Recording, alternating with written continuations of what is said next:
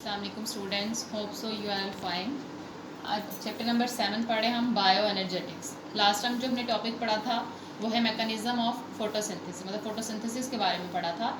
Previous lecture में हमने देखा था कि किस तरह से फोटोसिंथेसिस जो है उसकी 2 फेजेस होती हैं, वो 2 स्टेप्स के अंदर होती है। तो पहला स्टेप हमने पढ़ा था लाइट रिएक्शन और दूसरा स्टेप हमने पढ़ा था डार्क रिएक्शन। तो मैंने उसकी थोड़ी सी समरी जो है वो आपको बताई थी लाइट रिएक्शन और डार्क रिएक्शन की। अब हम उनकी डिटेल पढ़ेंगे आगे से कि किस तरह से होता है। मैंने आपको बताया था कि लाइट रिएक्शन में क्या होता है कि जो सनलाइट होती है वो डायरेक्टली यूटिलाइज होती है, ठीक है, और उससे एनर्जी मॉलिक्यूल्स जो हैं वो प्रिपेयर होते हैं। अब ये अगर हम देखें तो लाइट रिएक्शन जो है इसके स्टेप्स होते हैं, ठीक है।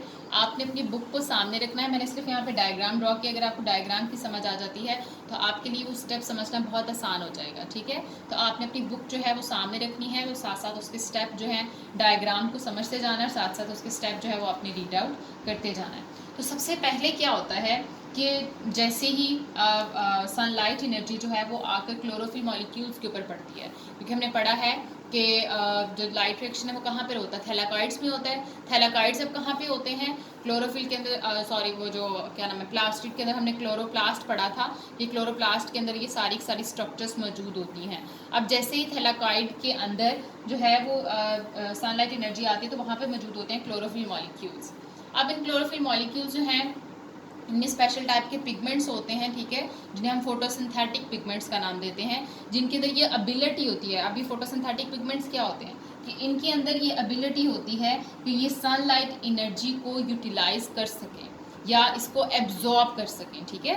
और कोई ऑर्गेनिज्म इनके अंदर स्पेशलिटी होती है, इनकी ये स्पेशल प्रॉपर्टी होती है कि ये क्या कर सकते हैं, सनलाइट एनर्जी को एब्जॉर्ब कर सकते हैं।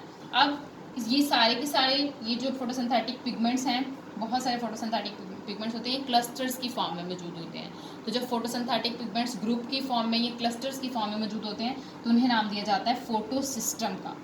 तो यहाँ पे 2 फोटो सिस्टम होते हैं, एक होता है फोटो सिस्टम 2 और एक होता है फोटो सिस्टम 1। अब ये इस बेस पे नहीं होता कि यहाँ पे पहले आ रही होती है सनलाइट एनर्जी, यहाँ पे बाद में आ रही है, ऐसा कोई कॉन्सेप्ट नहीं है इसमें। सिंपली कि साइंटिस्ट ने जब इसको डिस्कवर किया था तो पहले जो था वो फोटो सिस्टम 1, फोटो सिस्टम ये वाला जो है वो डिस्कवर हुआ था पहले अर्लियर, तो इस वजह से इसको फोटो सिस्टम 1 का नाम दे दिया गया और इसको फोटो सिस्टम 2 का नाम दे दिया गया। तो दोनों के अंदर क्लोरोफिल मॉलिक्यूल्स होते हैं और फोटोसिंथेटिक पिगमेंट्स होते हैं जो कि सनलाइट एनर्जी को एब्जॉर्ब कर सकते हैं। अब जैसे ही इनके ऊपर आके सनलाइट एनर्जी जो है जब ये क्लोरोफिल मॉलिक्यूल एब्जॉर्ब करते हैं तो एब्जॉर्ब होने की वजह से यहाँ पर एनर्जी का जो लेवल होता है वो इंक्रीज़ हो जाता है, ठीक है। जैसे ही इसका लेवल जो है वो इंक्रीज़ होगा तो यहाँ पर मौजूद जो एटम होते हैं वो अपने इलेक्ट्रॉन रिलीज़ करना शुरू कर देते हैं, ठीक है। तो यहाँ से इलेक्ट्रॉन रिलीज़ होता है। साथ में मैंने आपको बताया था कि यहाँ पे मौजूद होते हैं वाटर मॉलिक्यूल्स। अगर मैं एक जो है ये एक क्लोरोफिल मॉलिक्यूल जो है इसको मैं देखूँ तो इसके अंदर मौजूद होता है वाटर, ठीक है। अब वाटर जो है उसका भी यहाँ पे क्या रोल होता है, एक्चुअली जैसे ही सनलाइट एनर्जी इसके ऊपर आके पड़ती है तो यहाँ पे जो पहला स्टेप होता है उसे कहा जाता है photolysis of water. Photolysis of water, आप इसको सिंपल कह सकते हो फोटोलाइसिस ऑफ वाटर। अब फोटोलाइसिस का, फोटो का मतलब होता है फोटॉन्स। ये जो सनलाइट एनर्जी होती है ना ये पैकेट्स की फॉर्म में होती है, ठीक है। तो इस वजह से ना इनको फोटॉन्स कहा जाता है। आप ये कह लो कि लाइट्स के ना सनलाइट एनर्जी के छोटे छोटे पैकेट्स होते हैं, ठीक है। तो उनको क्या कहा जाता है, फोटॉन्स का नाम दिया जाता है। जैसे ये फोटॉन्स आके क्लोरोफिल मॉलिक्यूल के ऊपर आके जो है वो पड़ते हैं तो ये जब एब्जॉर्ब करते हैं इन फोटॉन्स को तो इसमें सबसे पहला स्टेप क्या होता है, फोटोलाइसिस ऑफ। लाइसिस का मतलब होता है ब्रेक डाउन। फोटो का मतलब मैंने आपको बता दिया फोटॉन से रिलेटेड है, ठीक है। तो यहाँ पर जैसे ही फोटॉन्स जो है क्लोरोफिल मॉलिक्यूल एब्जॉर्ब करेंगे तो वो आकर क्या करेंगे, वहाँ पे मौजूद वाटर जो है उसकी ब्रेक डाउन कर देते हैं, उस वाटर को तोड़ देते हैं, उसको स्प्लिट कर देते हैं। जब वाटर मॉलिक्यूल्स टूटता है तो आपको पता है उसके अंदर वो मॉलिक्यूल्स होते हैं ऑक्सीजन और हाइड्रोजन। अब उसमें से जो ऑक्सीजन होती है, ऑक्सीजन रिलीज हो जाती है एज अ बाय प्रोडक्ट। ये भी हमने जो है फोटोसिंथेसिस के अंदर पढ़ते हैं कि उसमें क्या होता है, ग्लूकोज के साथ साथ ऑक्सीजन रिलीज हो रही होती है। जो ऑक्सीजन रिलीज होती है वो एक्चुअली कहाँ पे बनती है, लाइट रिएक्शन के अंदर बन रही होती है, ठीक है। तो जब वाटर की स्प्लिटिंग होगी तो ऑक्सीजन रिलीज हो जाएगी और साथ में जो है वो हाइड्रोजन आयंस जो हैं वो भी बनना शुरू हो जाएंगे। ये इस तरह से, ठीक है। साथ में ऑक्सीजन रिलीज होगी और साथ में क्या होगा, हाइड्रोजन जो है वो वो भी रिलीज हो जाएंगे। हाइड्रोजन जो है इनका भी हम आगे जाके इनका रोल पढ़ेंगे कि ये किस तरह से जो है वो इसको इफेक्ट करते हैं। इसकी वैलेंसी जो है ये हम बैलेंस कर लेते हैं 2H पॉजिटिव इस तरह से, ठीक है। तो यहाँ पे जितने जितने ज़्यादा वाटर मॉलिक्यूल्स टूटते जाएंगे उसमें उतनी ज़्यादा ऑक्सीजन जो है वो इस तरह से बाहर रिलीज आउट होती जाती है एज अ बाय प्रोडक्ट, ठीक है। क्योंकि ये इसका कोई रोल नहीं होता फोटोसिंथेसिस के अंदर, जिस वजह से प्लांट क्या कर देता है, इसको एज अ वेस्ट प्रोडक्ट समझ के इसको बॉडी से बाहर रिलीज कर देता है और हम इसको ब्रीथिंग के लिए इस्तेमाल कर लेते हैं। जबकि जो हाइड्रोजन आयंस हैं वो इसके अंदर जो है वो पड़े रहते हैं। इस तरह से बहुत सारे जो हाइड्रोजन आयंस होते हैं वो यहाँ पे मौजूद हो जाते हैं। जितनी ज़्यादा फोटोलाइसिस होती जाएगी हाइड्रोजन आयंस जो हैं वो उतनी ही अमाउंट में मौजूद होंगे।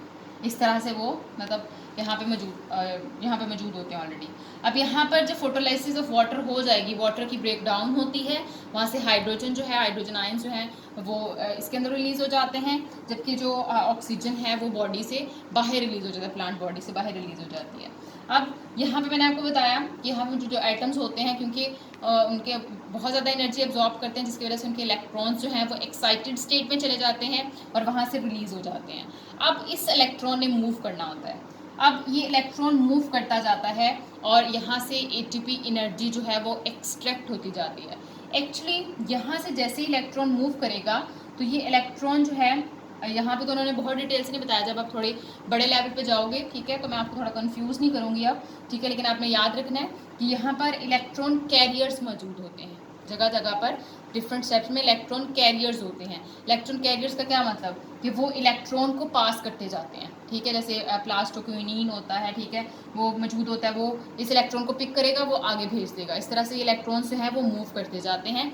जैसे जैसे इलेक्ट्रॉन्स जो हैं वो मूव करते हैं, साथ में क्या एक्सट्रैक्ट होती जाती है, वहाँ पर एटीपी एक्सट्रैक्ट हो जाती है। अब एक बात आपने यहाँ पे थोड़ी सी याद रखनी है, यहाँ पे उन्होंने नहीं बताया, यहाँ पे एक्चुअली मौजूद होता है एटीपी सिंथेसिस कम्प्लेक्स मौजूद होता है।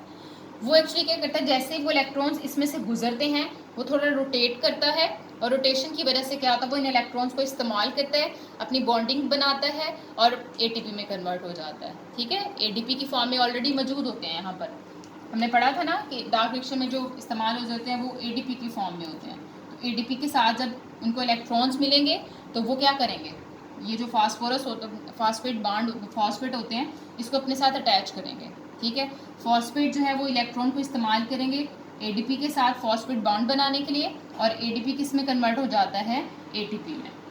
ये तो इलेक्ट्रॉन का यहाँ पर ये रोल होता है कि वो बॉन्डिंग के लिए इस्तेमाल होते जाते हैं और साथ साथ वो नीचे की तरफ मूव करते जाते हैं और हमारे पास ज़्यादा से ज़्यादा एटीपी जो है वो एक्सट्रैक्ट हो जाती है प्लांट के पास। तो यहाँ पे जो पहला एनर्जी मॉलिक्यूल हमने पढ़ा, लाइट एनर्जी से क्या किया जाता है, सनलाइट एनर्जी को इस्तेमाल करके वहाँ से क्या किया जाता है, एटीपी एक्सट्रैक्ट की जाती है। अब एटीपी जब बन जाती है तो इलेक्ट्रॉन्स मूव करते हुए पहुँच जाते हैं फोटो सिस्टम 1 के पास, ठीक है। यहाँ पे भी सेम कंडीशंस होती हैं, फोटॉन्स जो है सनलाइट एनर्जीज के ऊपर आके भी डायरेक्टली पड़ी होती है, क्लोरोफिल मॉलिक्यूल्स इसको एब्जॉर्ब करते हैं तो वहाँ से भी इलेक्ट्रॉन रिलीज होते हैं। अब वहाँ पर मौजूद होता है NADP, DP, nicotinamide adenine diphosphate, ठीक है। ये हमने पढ़ा था कि कोएंजाइम होता है, इसका क्या फंक्शन, ये भी एक एनर्जी मॉलिक्यूल के तौर पे इस्तेमाल होता है या इलेक्ट्रॉन कैरियर के तौर पे भी आप इसको कह सकते हो, ठीक है। कि क्या करता है, यहाँ पर जो वाटर में जो हाइड्रोजन आयन रिलीज हुए थे, ठीक है, ये उन हाइड्रोजन आयंस को जो है वो पिक करता है और किस में चेंज हो जाता है, NADP पॉजिटिव के अंदर जब हाइड्रोजन आयन आके जो है उसके साथ मिलेंगे, कंबाइन होंगे तो ये किस में कन्वर्ट हो जाएगा, NADPH में, ठीक है। इसको फिर जब ज़रूरत पड़ती है तो इन एनर्जी मॉलिक्यूल्स में से हाइड्रोजन आयंस को जो है, जो उसके साथ हाइड्रोजन आके अटैच होता है, उसके बॉन्ड को तोड़ दिया जाता है और उस टूटे हुए बॉन्ड में से एनर्जी जो रिलीज़ होती है उसको इस्तेमाल कर लिया जाता है। तो इस तरह से NADPH और ATP ये एनर्जी मॉलिक्यूल्स जो हैं वो ड्यूरिंग लाइट रिएक्शन बन रहे होते हैं और साथ में क्या रिलीज़ हो रही होती है, oxygen as a by product release हो जाती है। तो इस फेज़ में हमने पढ़ा कि किस तरह से सनलाइट एनर्जी को इस्तेमाल करते हुए प्लांट जो हैं वो एनर्जी मॉलिक्यूल्स को बना रहे होते हैं, ठीक है। उसमें पहला स्टेप होता है फोटोलाइसिस ऑफ वाटर होती है, ठीक है। उसके बाद इलेक्ट्रॉन ट्रांसपोर्ट चेन।